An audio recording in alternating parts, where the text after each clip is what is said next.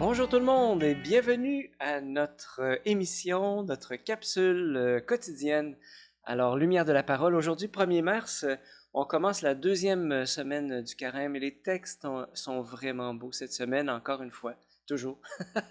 Alors, sans plus tarder, on plonge dans la contemplation de l'Évangile de Jésus-Christ selon Saint Luc. En ce temps-là, Jésus disait à ses disciples, soyez miséricordieux comme votre Père est miséricordieux. Ne jugez pas et vous ne serez pas jugés. Ne condamnez pas et vous ne serez pas condamnés. Pardonnez et vous serez pardonnés. Donnez et l'on vous donnera. C'est une mesure bien pleine, tassée, secouée, débordante qui sera versée dans le pan de votre vêtement. Car la mesure dont vous vous servez pour les autres servira aussi pour vous. Aujourd'hui, on entend Jésus nous dire, soyez miséricordieux comme le Père est miséricordieux.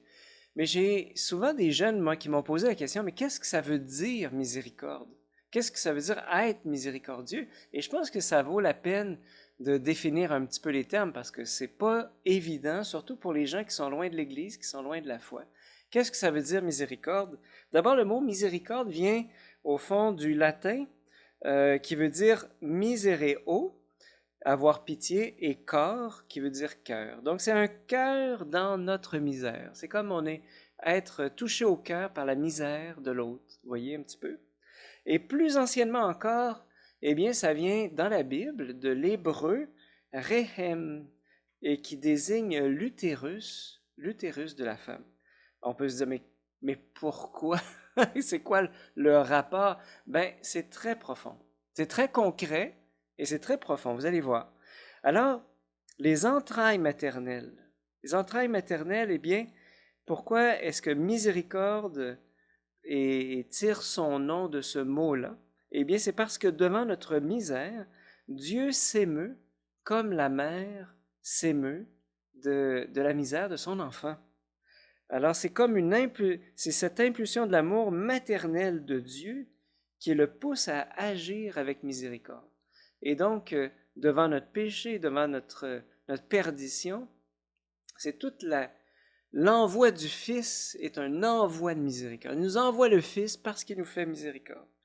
Et donc, et ce qui est beau, c'est que les pères de l'Église ont toujours dit que de tous les attributs de Dieu, la miséricorde, c'est le plus grand.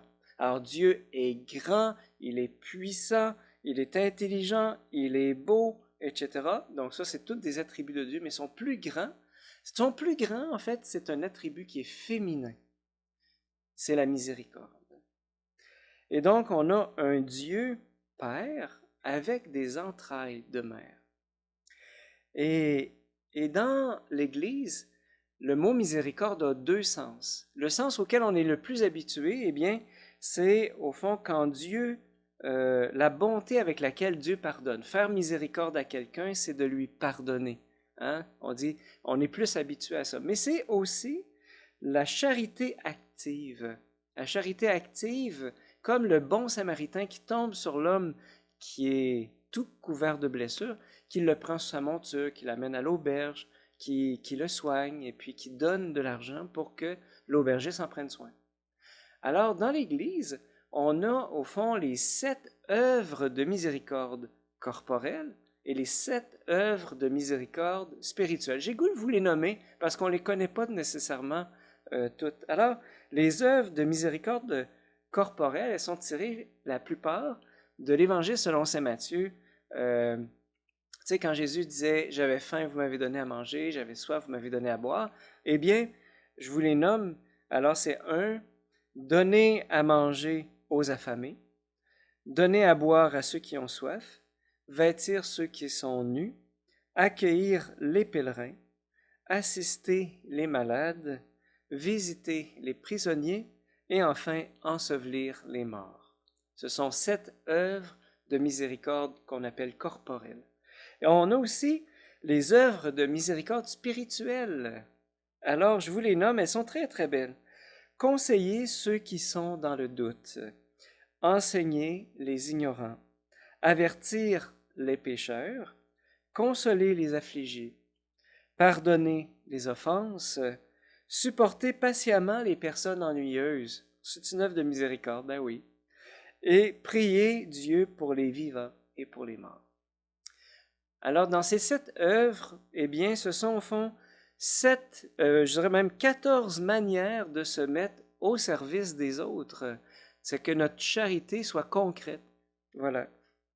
Et en 2016, vous savez que le pape François en a rajouté une 15e aux 14 œuvres de miséricorde, qui est la sauvegarde de la création. À chaque fois qu'on fait attention, je dirais, à la création, qu'on fait des petits gestes pour sauver l'environnement, eh bien, c'est une œuvre de miséricorde aussi. Et enfin, ben, comme je l'ai dit tout à l'heure, c'est le deuxième sens, c'est de pardonner aux autres comme Dieu nous a pardonné. Alors, je vous pose tout simplement la question en terminant, quel aspect de la miséricorde vous a le plus touché? Qu'est-ce qui vous rejoint aujourd'hui? Qu'est-ce que vous sentez que l'Esprit Saint vous interpelle à mettre en pratique aujourd'hui? N'hésitez pas à réécouter la vidéo parce qu'il y avait beaucoup de stock, mais simplement de se poser la question, quelle œuvre de miséricorde l'Esprit Saint m'appelle à faire aujourd'hui? On se retrouve demain.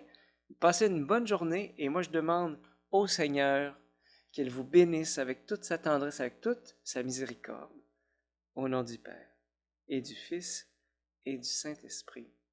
Amen. Bonne journée, à demain.